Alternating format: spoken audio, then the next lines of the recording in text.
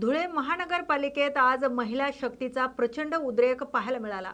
लोकशाहीने महिलांना 50% आरक्षण दिलं असलं तरी प्रशासकीय कामकाजात मात्र आजही पतिराज संस्कृतीचा वरचष्मा असल्याचं धक्कादायक वास्तव समोर आलंय।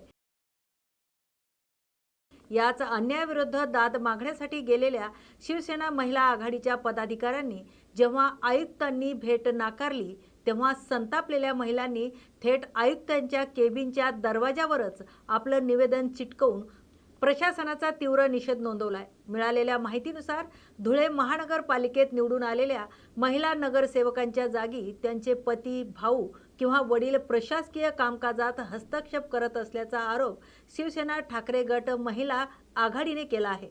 या पतिराज संस्कृतीमुळे खऱ्या महिला लोकप्रतिनिधींना डावलल्या जात असल्याची तक्रार घेऊन महिलांचे शिष्टमंडळ आयुक्तांना भेटायला गेले होते। मात्र आयुक्तांनी भेटीसाठी वेळ न दिल्याने महिलांचा संयम सुटला।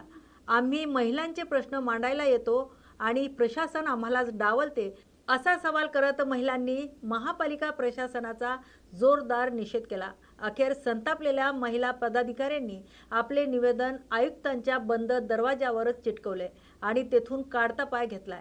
जर प्रशासनाने या पतिराज हस्तक्षेपावर तातडीने लगाम लावला नाही तर आगामी काळात अधिक तीव्र आंदोलन छेडण्याचा इशारा महिला आघाडीने दिलाय। या प्रकारामुळे आता महापालिका वर्तुळात मोठी खळबळ उडाली असून आयुक्त यावर काय पाऊल उचलतात याकडे सर्वांचं लक्ष लागलंय। शिवसैनिक व इंदिरा महिला मंडळाच्या वतीने आज आम्ही धुळे शहराचे आदरणीय आयुक्त साहेब यांना निवेदन द्यायला आलो होतो की आमचा विषय असा होता की देशाचे लाडके पंतप्रधान आदरणीय नरेंद्रजी मोदी व महाराष्ट्राचे लाडके मुख्यमंत्री आदरणीय देवेंद्रजी यांनी असे आदेश पारित केले होते आणि 50% आम्हाला आरक्षण दिलेले आहे। त्या 50% मध्ये त्यांनी सांगितलेलं आहे की महिला या सक्षम झाल्या पाहिजे, परंतु असं निर्देशनास आलेलं आहे की त्यांचे भाऊ, पती आणि बाप महिलांचे कामं करत असतो। आम्ही कोणत्याही व्यक्तीला, मनुष्याला आम्ही विरोध नाही करत आहे।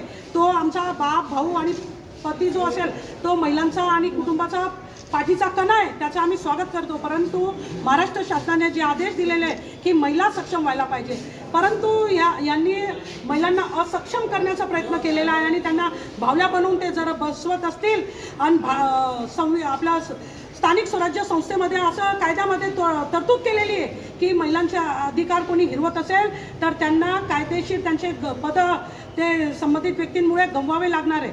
परंतु आम्हाला असं पुढे आढळल्यास आम्ही त्या व्यक्तींना, संबंधित व्यक्तींना, सर्व महिला प्रचंड मोठ्या प्रमाणात येऊन साडी चोळीचा आहेर देणार आहे। आज दुर्भाग्य बघा की धुळे शहराचे लाडके आयुक्तांकडे निवेदन द्यायला आम्ही सर्व महिला आलो होतो। उन्हाचा तडाखा सर्वांना माहिती आहे, 40च्या जवळपास पोहोचलेला आहे। परंतु दुर्भाग्य असं की त्यांचं कॅबिन खाली असताना आम्ही विनवण्या केल्या आम्ही त्यांना विनंती केली की आम्हाला 2 मिनिटं देण्यात यावे, परंतु त्यांनी नकार दिला। त्यांचं असं म्हणणं आहे की आमची मीटिंग आहे, परंतु कायद्यात अशी कोणतीच तरतूद नाही आहे की तुम्ही महिलांना तडकाडून ठेवणार आणि आम्हाला त्यांनी आमचं निवेदन नाही स्वीकारलं तर आम्ही सर्व महिलांनी तो निवेदन आता आयुक्त साहेबांच्या कॅबिनला दिलेला आहे, दरवाजाला चिपकवून दिलेला आहे आणि याची सर्व जबाबदारी संबंधित आयुक्त साहेबांची राहणार आहे। दुसरं असं, या शहरामध्ये लोक येतात 4-4 तास तरंगत पद्धतीने बसलेले असतात त्रासामध्ये।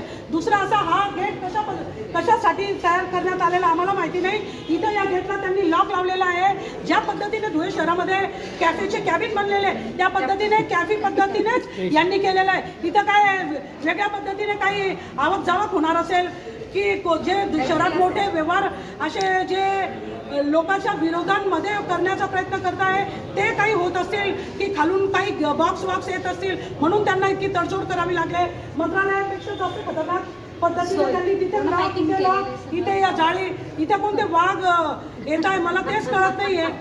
तर आमची विनंती आहे की महिलांना यापुढे त्यांनी सहकार्य करावे। धन्यवाद।